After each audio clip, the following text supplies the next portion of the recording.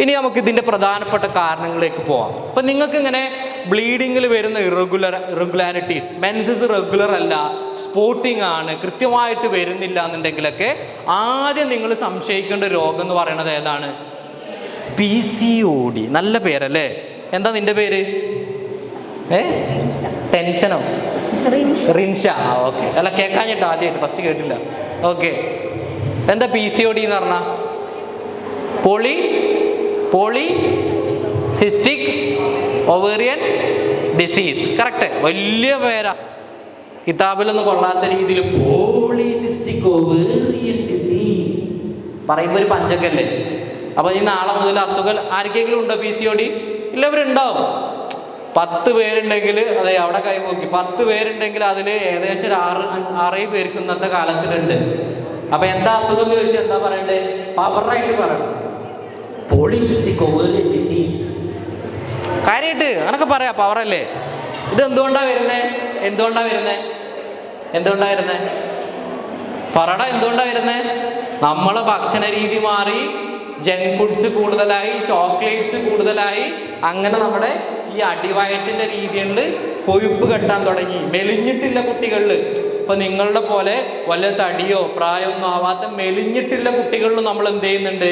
ഈ polycystic ovarian disease കാണുന്നുണ്ട്. It's A fact. ഇതിൽ ആർക്കെങ്കിലും മെൻസസിന് ഇറഗുലാരിറ്റി ഉണ്ട് എന്നുണ്ടെങ്കിൽ നാളെ തന്നെ പോയിട്ട് നിങ്ങൾ എന്ത് ചെയ്തോ, വയറിൻ്റെ ഒരു സ്കാനിങ് എടുത്ത് നോക്കിക്കോ. അതിലൊട്ടുമിക്ക ആളുകൾക്ക് നമുക്ക് എന്ത് ചെയ്യാൻ പറ്റും? ഈ നമ്മുടെ അണ്ടത്തിൽ കാണുന്ന ചെറിയ ചെറിയ കുമിളകൾ നമുക്ക് കാണാൻ പറ്റും. ക്ലിയർ ആണോ? ഓക്കെ. ഇനി രണ്ടാമതായിട്ടുള്ളത് തൈറോയിഡിന്റെ പ്രശ്നങ്ങൾ. തൈറോയ്ഡ് ഗ്രന്ഥി എവിടെ? തൈറോയ്ഡ് എവിടെ ഉള്ളത്? വയറ്റിലോ? അത് ശരി, വയറ്റിലാണ് തൈറോയ്ഡ് ഉള്ളത്. വേറെ എവിടെയെങ്കിലും ഉണ്ടോ? വേറെ ഒരു ചാൻസ് കൂടി തരാം. വേറെ എവിടെയെങ്കിലും പറഞ്ഞോടാ. ഓക്കെ. ഇവിടെയോ? ഇവിടെയല്ല, ഇതല്ല, ഇവിടെ തൈറോയ്ഡ് ഉള്ളത്. ശരിയല്ലേ? അപ്പൊ ഈ തൈറോയ്ഡ് ഗ്രന്ഥിക്ക് എന്തെങ്കിലും പ്രശ്നങ്ങൾ പറ്റിക്കഴിഞ്ഞാൽ ഇത് വരാവുന്നതാണ്. വേറെ എന്തോ പറഞ്ഞു അവിടെ? കാലിലോ? ഇല്ലടേ അവിടെ ഒന്നും. ഓക്കെ. പിന്നെ എൻഡോമെട്രിയോസിസ്, അതിനെ കുറിച്ച് നമുക്ക് പറയാം. ഓക്കെ, എൻഡോമെട്രിയോസിനെ കുറിച്ച് നമുക്ക് പറയാം, അതവിടെ നിൽക്കട്ടെ. പിന്നെ ഫൈബ്രോയിഡ് എന്ന് പറഞ്ഞാൽ അറിയില്ല. ഗർഭപാത്രത്തിൽ ചെറിയ ചെറിയ മുഴകൾ വരിക, ഗ്രോത്ത് വരിക. അപ്പം ഉണ്ടാകുന്ന പ്രശ്നം എന്താ? ഹെവി ആയിട്ടുള്ള ബ്ലീഡിങ് ആവും. മെൻസസിൻ്റെ സമയത്ത് നല്ല വേദന, നല്ല രീതിയിലുള്ള ബ്ലീഡിങ്ങും കാര്യങ്ങളും വരിക. അതാണ് ഫൈബ്രോയിഡ് യൂട്രസ് എന്ന് പറയുന്നത്. എൻഡോമെട്രിയോസിസ് എന്ന് പറഞ്ഞാലും എന്താണ്? ഈ പറഞ്ഞ രീതിയിൽ മെൻസസിൻ്റെ സമയത്ത് ഹെവി ആയിട്ടുള്ള ബ്ലീഡിങ് ഉണ്ടാവുക. ഓക്കെ. അപ്പോൾ ഈ രീതിയിലുള്ള ബുദ്ധിമുട്ടുകളൊക്കെ നമ്മൾ എന്തിൽ കാണുന്നുണ്ട്? ഈ ഒരു സ്പോട്ടിങ് അതല്ലെങ്കിൽ അബ്നോർമൽ ബ്ലീഡിങ്ങിൽ കാണാം.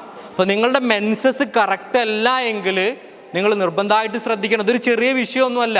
ഇപ്പോൾ ഈ PCOD ഉള്ള ആളുകളൊക്കെ എന്താ വിചാരിക്കുക? എന്താ PCOD ഉള്ള ആളുകളുടെ ഒക്കെ ഒരു വിചാരം? സുഖമായി സാറേ, മെൻസസ് ഇല്ലല്ലോ, എന്ത് സുഖല്ല ജീവിത, 4 മാസമായി അങ്ങനെ പറയലുണ്ട്. 4 മാസമായിട്ട് ഒരു മെൻസസും ഇല്ല, ഞാൻ സുഖിച്ച് ജീവിക്കുകയാണ്, അതിന് വരണം നിർബന്ധമല്ല എന്ന് പറയും. കറക്റ്റ് അല്ലേ? ഇനി ഭർത്താക്കന്മാരാണെങ്കിൽ എന്താ?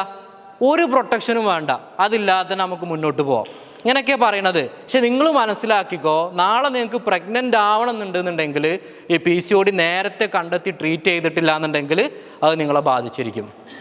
ദൈവമൊക്കെ നോക്കി ഇല്ല, മീശ വരുന്ന കണ്ടിട്ടുണ്ട് നിങ്ങൾ? അങ്ങനെ പിരിക്കാൻ ആണുങ്ങൾക്ക് വരുന്നതല്ല ഞാൻ പറയുന്നത്, കണ്ടിട്ടില്ലേ? മീശ കാര്യമായിട്ടാണ് ഞാൻ പറയുന്നത്. താടി കുറ്റം പറയുന്നതല്ല. മീശ വരാം, താടി വരാം, അങ്ങനെ ഒരു റൊമാൻറ്റിക് ആയിട്ടുള്ള ബോയ് ആയിട്ട് മാറാം. എന്ത് മാറണ്ടേ? വേണ്ട, ശരിയല്ലേ? അങ്ങനെ വരുന്നുണ്ട്. അതെന്തുകൊണ്ടാണ് വരുന്നത്? ഈ PCODന്റെ സമയത്തിൻ്റെ ഹോർമോണൽ ചേഞ്ച് കൊണ്ടുവരുന്നതാണ്. മെയിൽ ഹോർമോൺ ആയിട്ടുള്ള ടെസ്റ്റോസ്റ്റിറോൺ അങ്ങ് കൂടും.